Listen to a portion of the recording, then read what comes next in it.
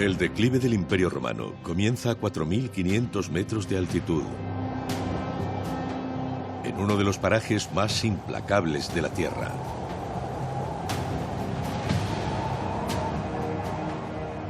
$50.000 guerreros bárbaros se han unido contra un único enemigo, liderados por un general que pretende vengar el honor de su familia y destruir Roma, antes de que ésta lo asole todo a su paso.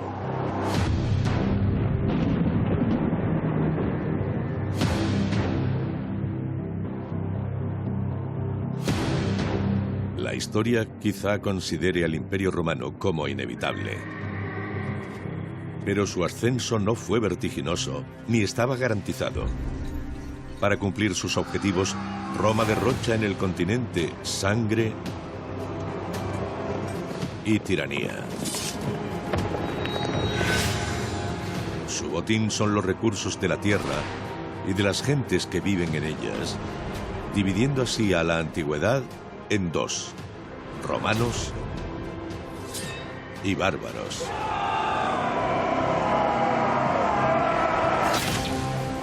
De la muchedumbre surgen los improbables líderes que desafiarán el dominio romano. Proscritos, esclavos, guerreros, rebeldes. Esta es la historia de su despertar.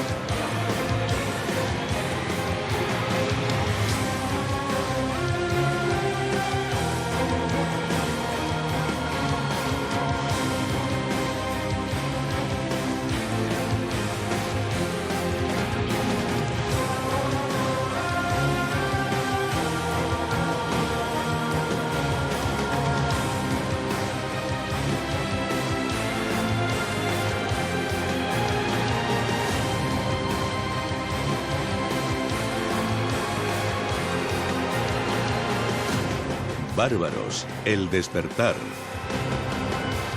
Resistencia. En el siglo III a.C., Cartago es el estado más poderoso del mundo occidental. Su riqueza se basa en el comercio y utiliza su avanzado poderío naval para dominar el Mediterráneo. Cartago era realmente el único competidor de Roma como imperio en el Mediterráneo central y occidental. No existía otro gran estado que pudiera competir con ella. Roma es una pequeña pero creciente república con una ambición desmesurada. Sabe que derrotar a Cartago supone controlar el viejo mundo. El conflicto entre Roma y Cartago derivó en una lucha a vida o muerte entre las dos principales potencias del Mediterráneo occidental. Cuando las dos potencias se enfrentan en Sicilia, Roma es la potencia en auge y la más adaptable. Construye una armada de la nada y asesta a Cartago una severa derrota. Además, obliga a Cartago a firmar un tratado de paz incapacitante en un intento de consumir a su enemigo.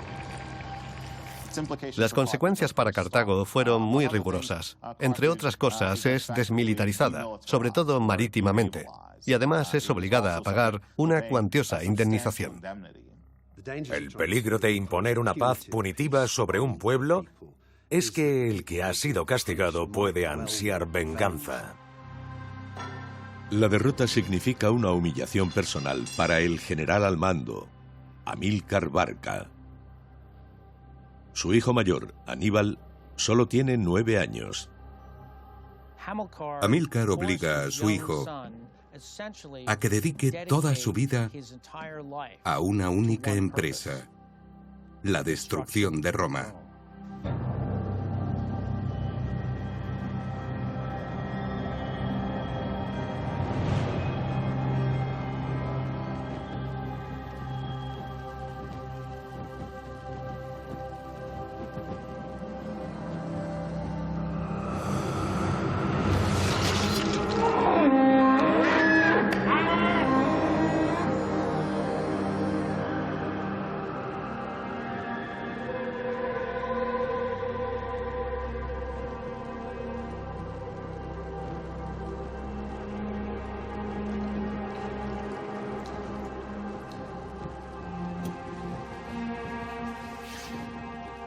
El juramento, Aníbal.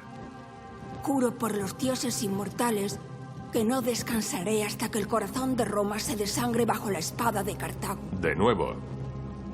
Juro por los dioses inmortales que no descansaré hasta que el corazón de Roma se desangre bajo la espada de Cartago. Juro por los dioses inmortales que no descansaré hasta que el corazón de Roma se desangre bajo la espada de Cartago.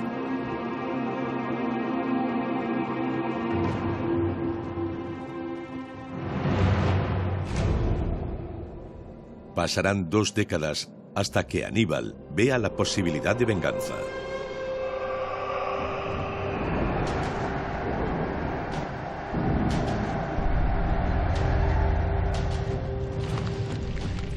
En el año 219 a.C., Roma establece una alianza con Sagunto, una ciudad fortificada en la frontera norte cartaginesa.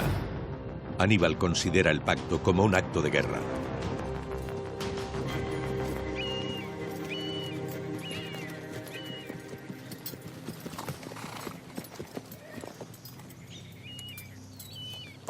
Nuestra vecina ha cambiado.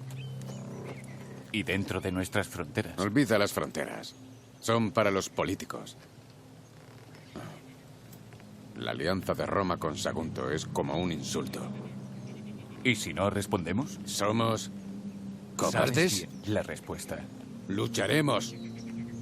Tal y como prometimos a nuestro padre.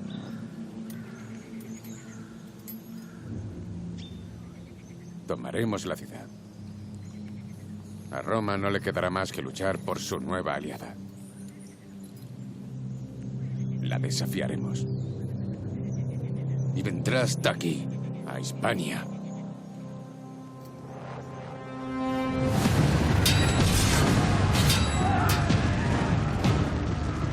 Aníbal sitia Sagunto durante 8 meses. Cuando la ciudad cae, pone en marcha su plan maestro: unir a los bárbaros contra Roma. Fuera de los grandes imperios, Europa se organiza en pequeños grupos tribales principalmente. Carecen de una identidad nacional o étnica unitaria. Son sociedades tribales e invierten mucho tiempo peleando entre ellas. Aníbal afrontó un reto enormemente difícil: establecer alianzas con grupos dispares de tribus bárbaras que hablaban lenguas distintas y que realmente no veían diferencias entre Roma y Cartago, o sea, que odiaban a ambas partes por igual. Tenía que darles un buen motivo para que lucharan junto a él. Y ese motivo fue: si ganamos, seréis libres. Si perdemos, seréis esclavos. Aníbal puede ponerlos de su lado recurriendo a una de las grandes suposiciones de la antigüedad: la idea de que el enemigo de mi enemigo es mi amigo. Aníbal llama a las armas a tribus de Iberia, Galia, del norte de África, y a los lusitanos del oeste de Hispania. Los lusitanos eran grandes guerreros. Eran combatientes fantásticos y estaban acostumbrados a la independencia durante siglos y siglos, de modo que nunca se rendirían.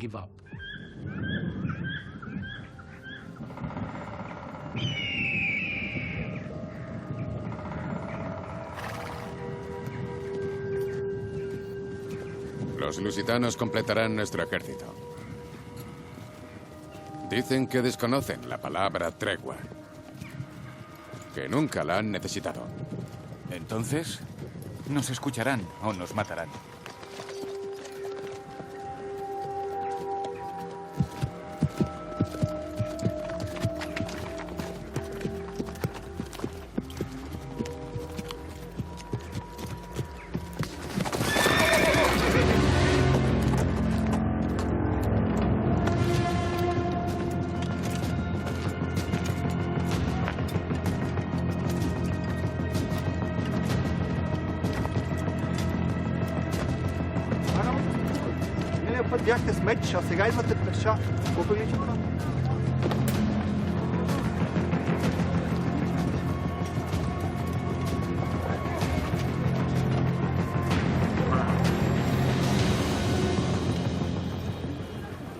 La última vez que tu gente vino hasta aquí, intentaron conquistarnos y fracasaron.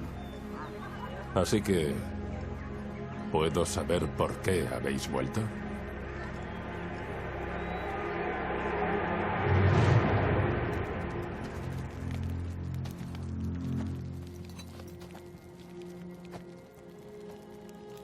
Nos enfrentamos al mismo enemigo, Roma.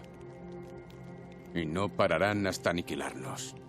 Es tu enemigo, no el nuestro, y si lo fuera, no le tememos. Un buen guerrero nunca subestima a un enemigo. Ni a sí mismo.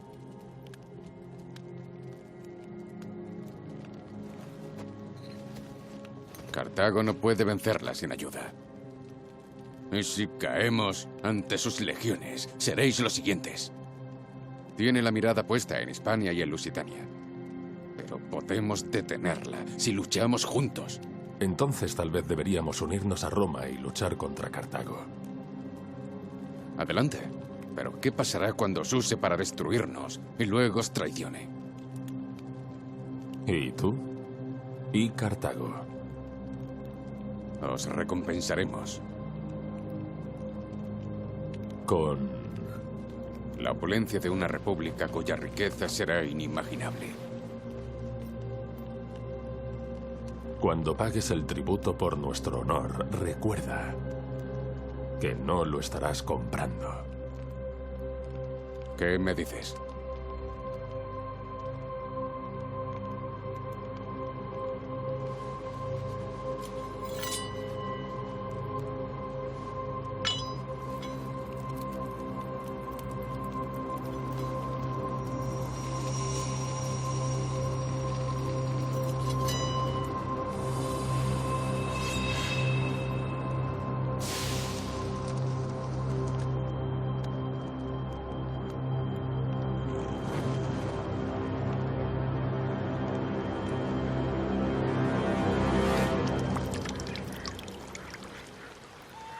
Ahora eres uno de ellos.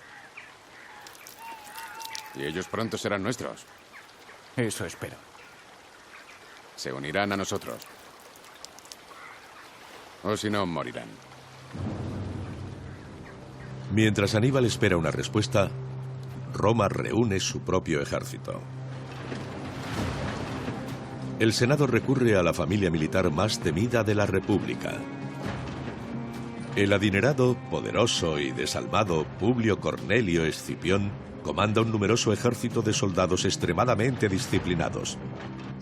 Escipión es el gran general de los romanos y cuenta con el apoyo del Senado para luchar y acabar con el ejército de Aníbal. La maquinaria de guerra romana era una fuerza increíblemente disciplinada y organizada. Eran adiestrados de forma sistemática. Formaban en cohortes, sabían cómo luchar, practicaban con sus armas. Eran profesionales.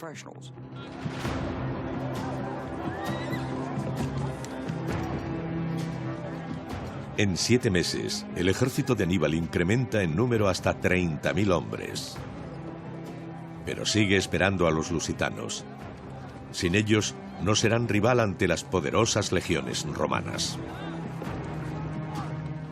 El tipo de guerra favorito de Aníbal es la móvil. No es muy dado a la guerra estática y los lusitanos encarnan esa modalidad bélica. Son rápidos, cuentan con caballería ligera, saben emboscar. Aníbal y los lusitanos se complementaban. Juntos, el ejército tribal de Aníbal tendría una ventaja: la libertad para improvisar en el campo de batalla.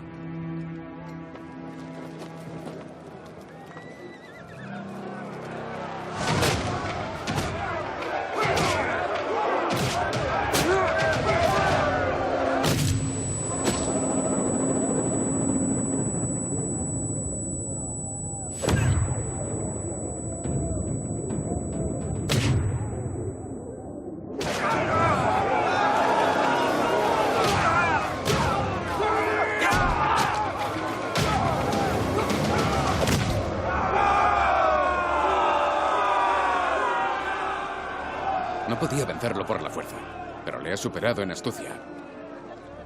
Como un cartaginés. Su fuerza está aquí y su determinación aquí. Así debemos luchar, Magón. Así destruiremos a los romanos.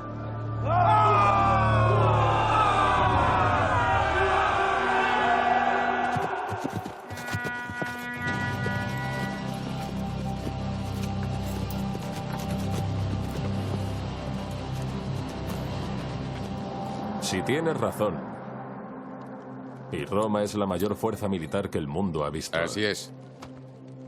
Deberías tener algo que ellos no tengan. Lo tengo. Se llama Cumelios.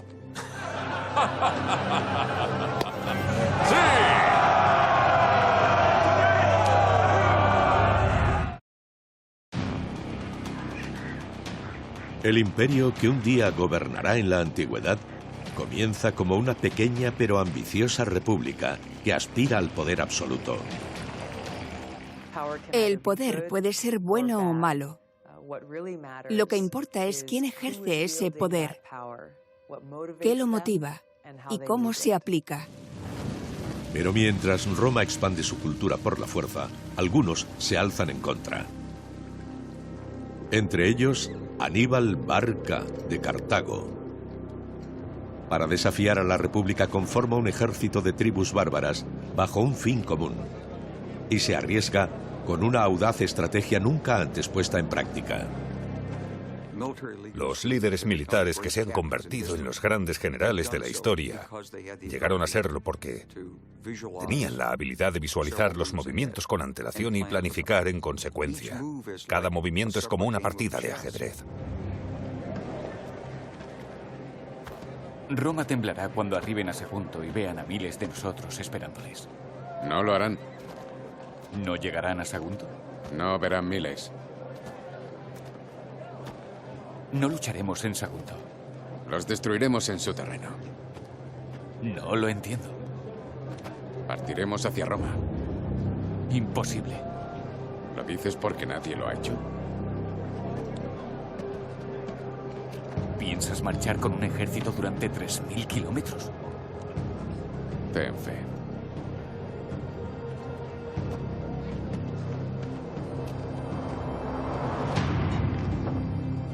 El ejército de Aníbal parte hacia Roma. Pero recorridos 1000 kilómetros, su plan se ve interrumpido cuando Escipión decide reabastecerse mientras se dirige a Hispania para interceptarlos.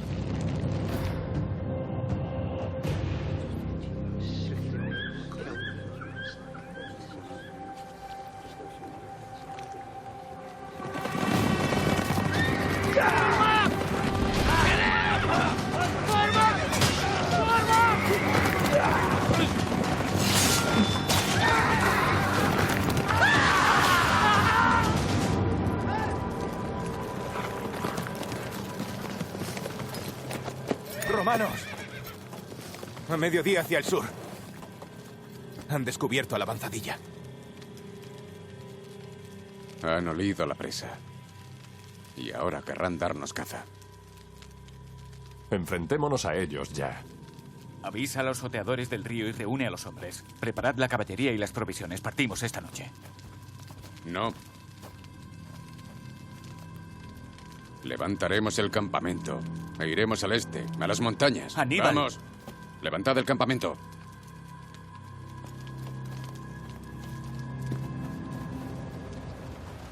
El liderazgo se basa en la confianza y a veces en una confianza ilusoria, pero hay que creer en algo con una confianza inquebrantable cuando los demás puedan pensar que estás loco. Si te aferras a este plan, no vamos Nos llamarán cobardes. Si permanecemos aquí, luchamos contra Escipión. La victoria sería gloriosa. Exacto. Pero no significaría nada. Ganaríamos la batalla, no la guerra. Y nos atacarían otra vez. Pero, hermano... Atacaremos el corazón de Roma. Los muros de la República.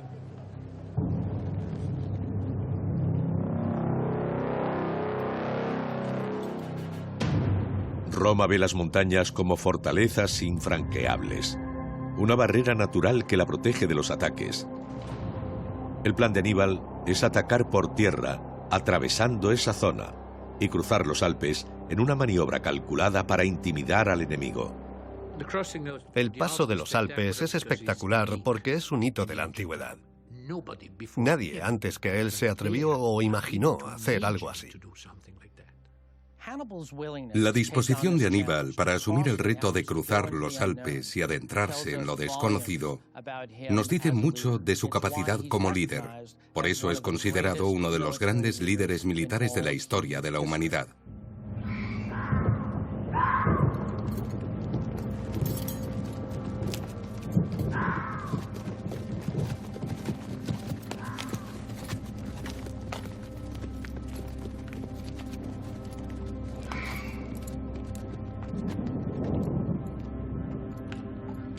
Nos vigilan.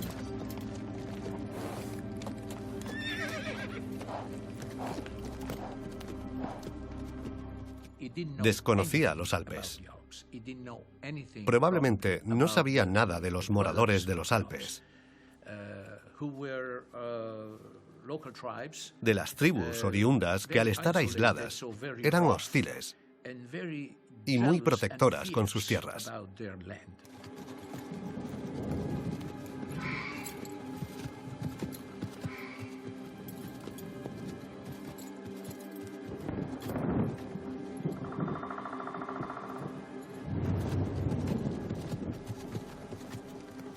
¿Quiénes sois?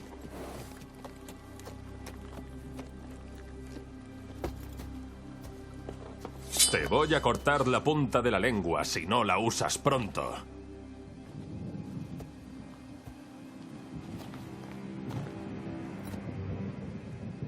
Soy Aníbal Barca.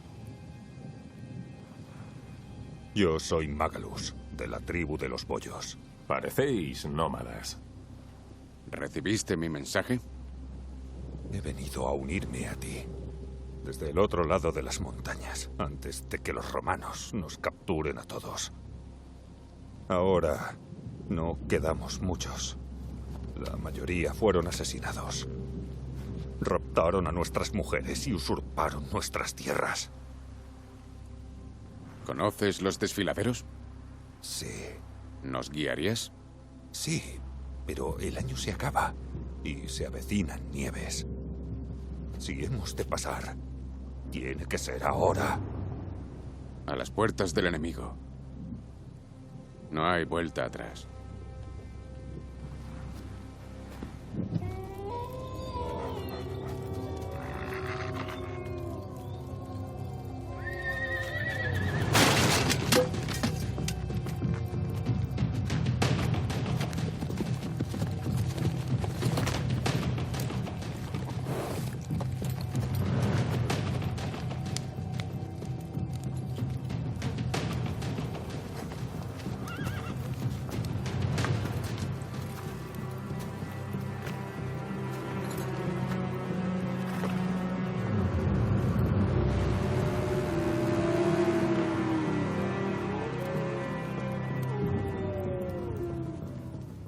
Aníbal parece haber engañado a Escipión por la velocidad de su avance.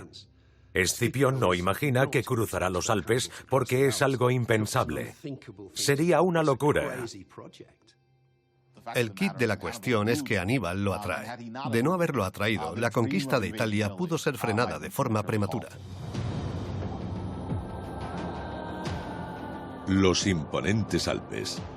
Estos muros de caliza de 240 kilómetros de ancho y 4.500 metros de altura, formados hace unos 160 millones de años, son la entrada a Roma.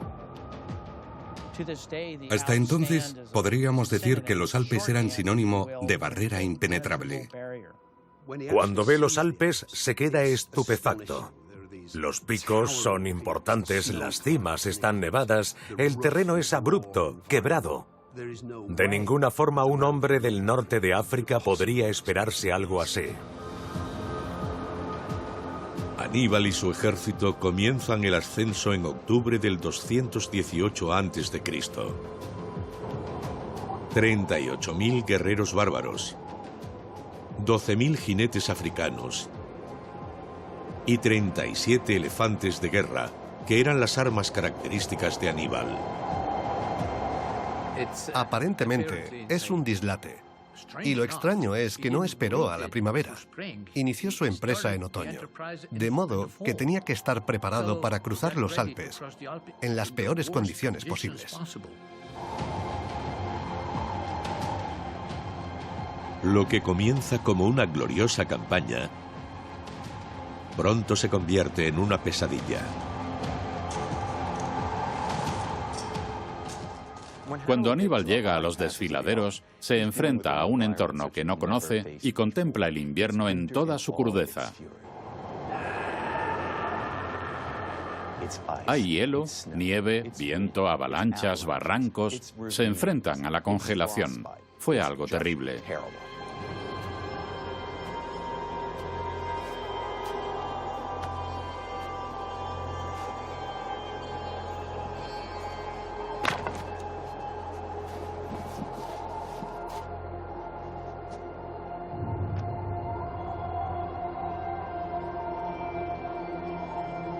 ¿Cuántos hombres tienen que morir?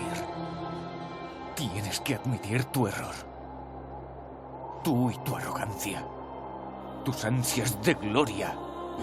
De la gloria no se vive. Aún no estamos perdidos. Y cantarán sobre nosotros, os lo aseguro. ¿Y si morimos? Sobre todo si morimos.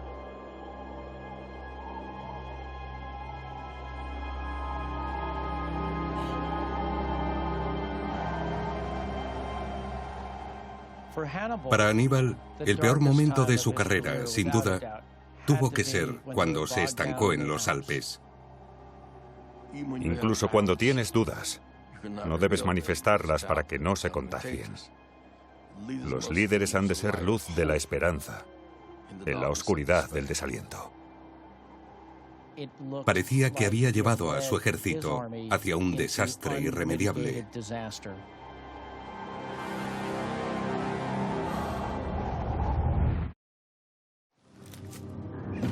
Dos titanes de la antigüedad luchan por la supremacía. En el año 218 a.C., Roma se dispone a conquistar el continente, pero Cartago pretende frenar su avance. Aníbal recluta un descomunal ejército bárbaro para poner en marcha un audaz estratagema, un ataque terrestre desde los Alpes. Atrapado en los elevados desfiladeros de las montañas, la audacia de Aníbal empieza a apuntar al desastre. Pierde 25.000 hombres en solo un mes. Cuando analizas estos ejemplos de fuerte liderazgo, lo importante no son ellos, sino la gente a la que lideran, que es más importante que el individuo. Magón tiene razón. ¿Quién soy para lograr lo imposible? El valor para ser un líder no lo encontrarás en ti, sino en la fe de todos los que te siguen. Un gran líder es capaz, en las peores condiciones y en los peores momentos, de seguir adelante. El hombre que puede dominar sus sentimientos, pensamientos y emociones puede dominar el mundo. No dejaría que los obstáculos, aparentemente insuperables, se interpusieran en la consecución de su objetivo, que era la destrucción de Roma.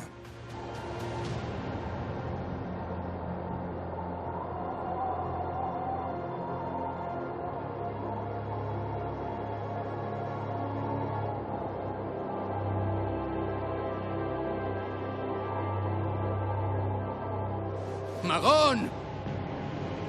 ¡Cumelios!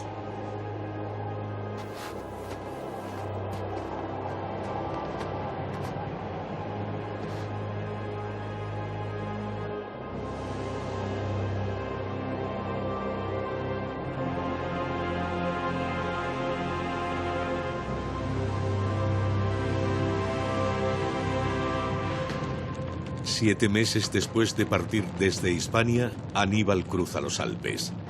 Pero llega a Roma con la mitad del ejército que inició el ascenso a las montañas. Solo 4 de sus 37 elefantes de guerra sobreviven. Fue terrible que sufriera tantas pérdidas. Fue como la peor derrota en batalla que pudo imaginar. Cuando Aníbal llega a la península itálica, está en apuros. Por un lado, su ejército está mermado y necesita reclutar nuevos aliados para sustituir sus efectivos.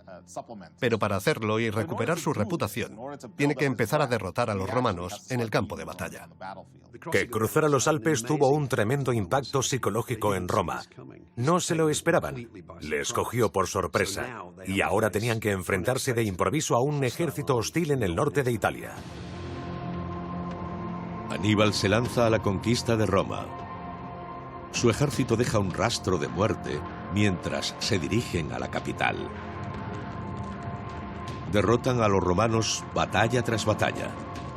En el río Tesino, en el río Trebia y en el lago Trasimeno. Con cada victoria Aníbal avanza un paso más hacia Roma. Parece que está en una racha imparable de victorias significativas ante los ejércitos romanos. Y eso le sirve para reclutar a otras tribus desafectas que previamente habían sido conquistadas. Aprovechando su ventaja, Aníbal se apodera de un importante suministro de grano en Cannas para intentar matar de hambre a la República. Una maniobra que fuerza una confrontación posterior. En las llanuras a las afueras de la ciudad, los dos ejércitos se enfrentarán en una batalla atroz.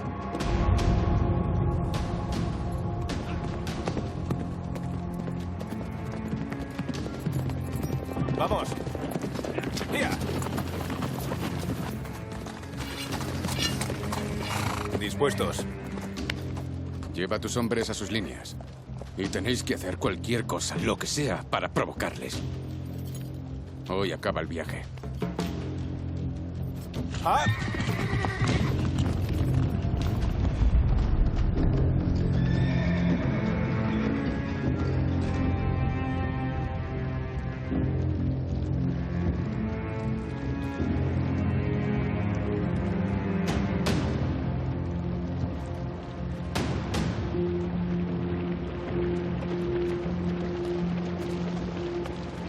Juro por los dioses inmortales que no descansaré hasta que el corazón de Roma se desangre bajo la espada de Cartago.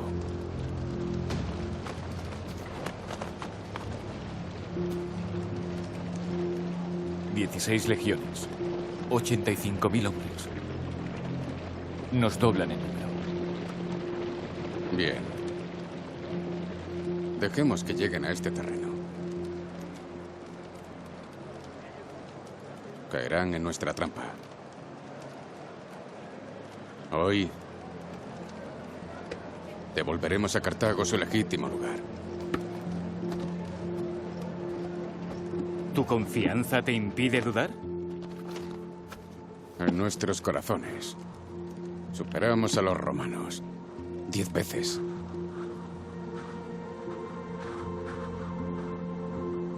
Cuantos más sean, más gloriosa será la victoria.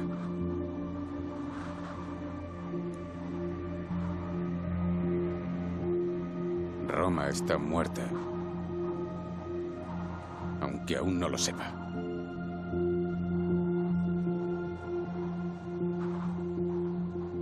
Ojalá padre estuviera aquí. Lo está. Como los hombres caídos en las montañas. Todos los guerreros sacrificaron su vida para darnos este momento.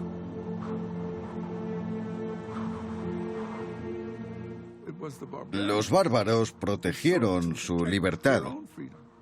Fueron ellos quienes se opusieron a la esclavitud. Fueron ellos quienes se negaron a sucumbir a los esfuerzos de Roma por esclavizarlos. Fueron los primeros luchadores por la libertad. A 3.000 kilómetros de aquí, pudimos luchar contra Roma en Hispania. pero nos negamos a luchar contra una fracción. Porque queríamos conseguir morderle en el cuello y arrancarle la cabeza. A 1500 kilómetros de aquí pudimos luchar de nuevo con ella y en cambio luchamos contra las montañas. Y los miles que estamos aquí hoy ganamos esa batalla. Y aquí, en suelo romano, estamos dispuestos a luchar.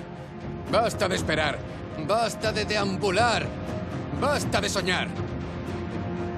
Hoy nosotros saldremos victoriosos. Hoy empieza nuestra venganza.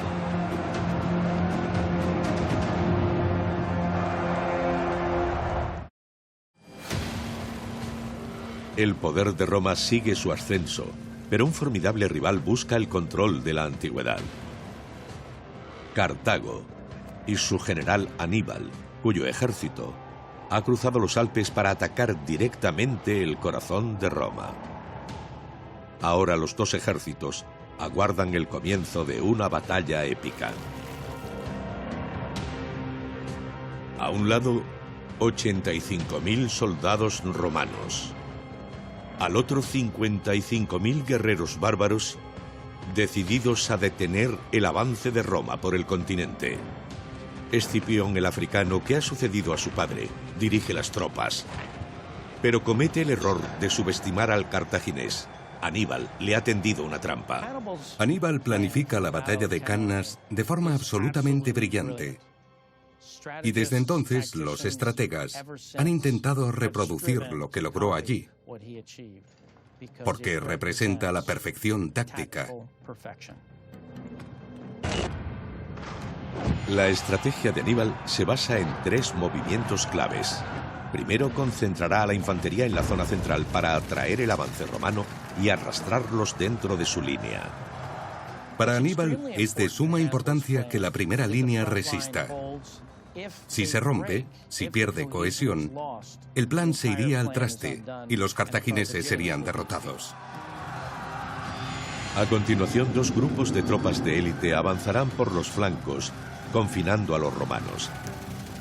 Finalmente, la caballería atacará por sorpresa por la retaguardia para anular la retirada. Si Aníbal materializa su plan, Roma no tendrá escapatoria.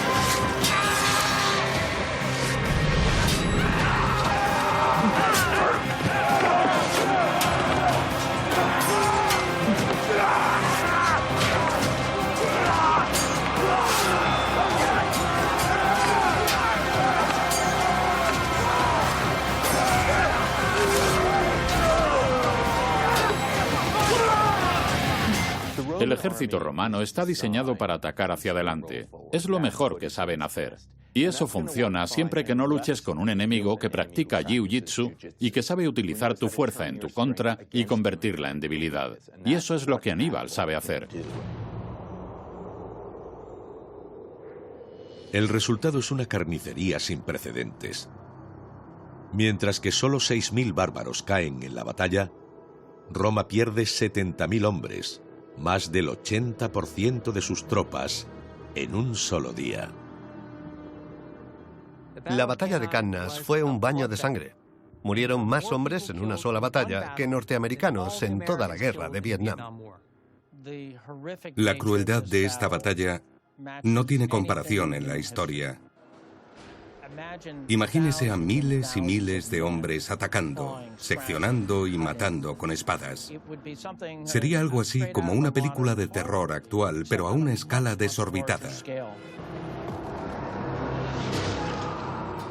Una derrota semejante en el campo de batalla debía llevar a Roma a pactar unas condiciones que Cartago impondría. El Senado hace saber a Aníbal que quiere negociar. Pero Escipión discrepa. ¿Por qué se habla de paz? Hemos perdido. Estamos esperando a su emisario. No, rendirnos ante Aníbal y su ejército de animales, de bárbaros. No es necesario capitular aún. Un tratado pactado difiere mucho de la rendición incondicional. No acataremos nada. Aníbal está esperando a que nos postremos y obedezcamos. Pues que espere. Mientras tanto, le venceremos en su propio terreno. Tenemos que atacar Cartago.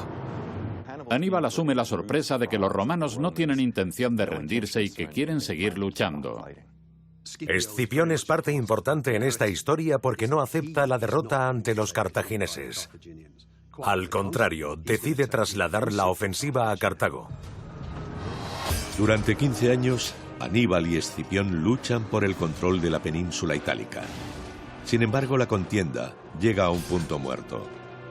Aníbal nunca llega a la capital y Escipión ha de aplacar constantemente a los bárbaros.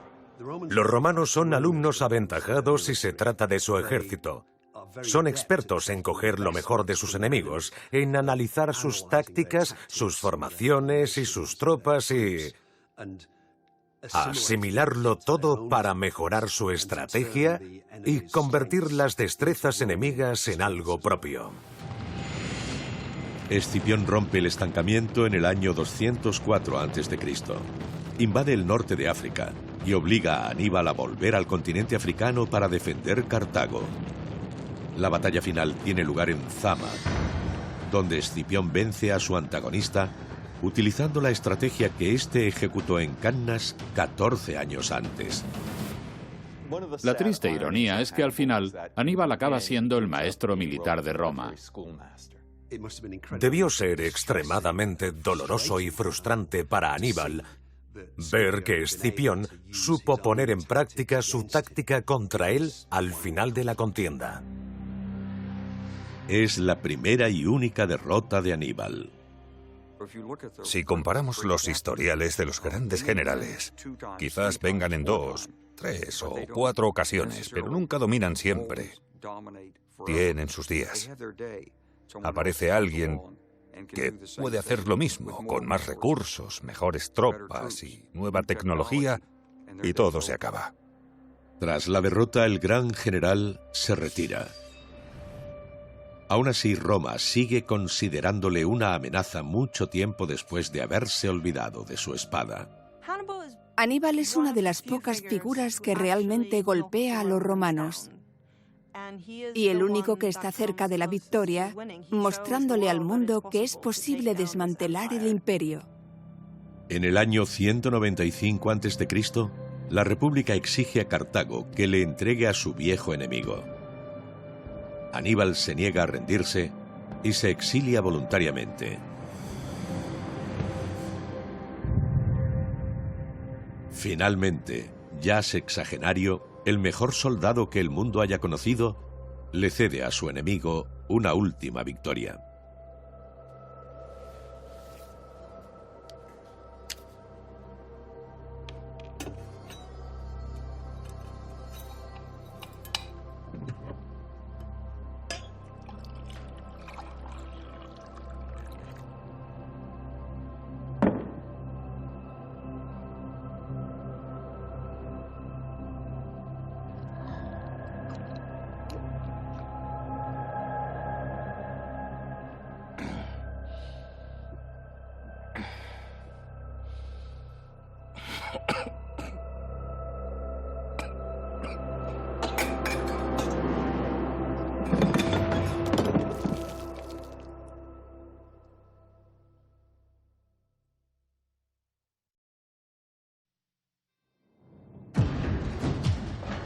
El ejército unificado de Aníbal ganó batallas, pero no la guerra.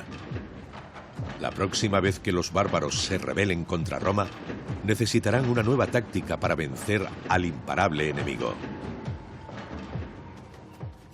Si entrabas en conflicto con Roma, te enfrentabas a la destrucción. Con Cartago derrotada, la República tiene luz verde para conquistar el Mediterráneo. En el 150 a.C., sus fronteras se extienden desde Grecia en el este hasta Hispania en el oeste. Por otro lado, los bárbaros continúan repudiando el estilo de vida romano y sufriendo las consecuencias de las insurrecciones contra la República. Aquellos bárbaros que se alinearon con los cartagineses tenían que pagar un precio que resultó terrible para ellos. Las tribus que se unieron a Aníbal contra Roma son las primeras represaliadas. Los lusitanos, los guerreros celtas del oeste de Hispania, son el próximo objetivo de Roma. El castigo por parte de Roma tuvo que ser tan terrible y tan cruel que el resto de pueblos de Hispania no ofrecieron resistencia. 28 años después de la muerte de Aníbal, Roma invade el oeste de la península ibérica. El gobernador serbio Sulpicio Galba posee autoridad para utilizar la fuerza con los lusitanos, pero va más allá. Reúne a las tribus para ofrecerles un tratado de paz, un pacto que los reubicaría en nuevas tierras. Pero lo que acontece es una lección brutal de la diplomacia romana.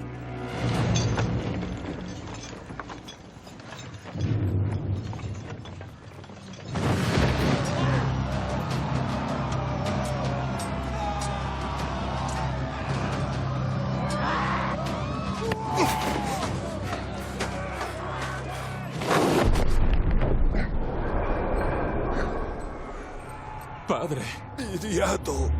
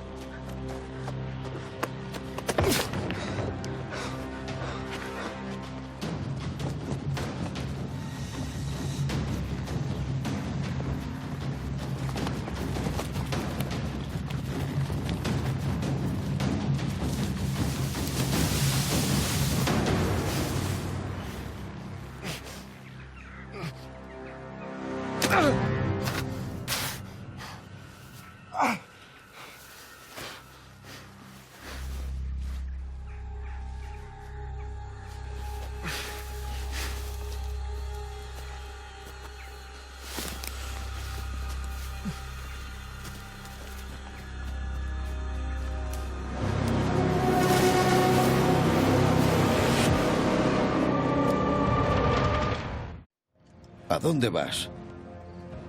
A cazar. No volveré a Roma sin la cabeza de Viriato. Conocemos esta tierra. La llevamos en nuestra sangre. Roma nos quitó nuestras espadas, pero seguimos teniendo la más preciada de todas. ¡En formación!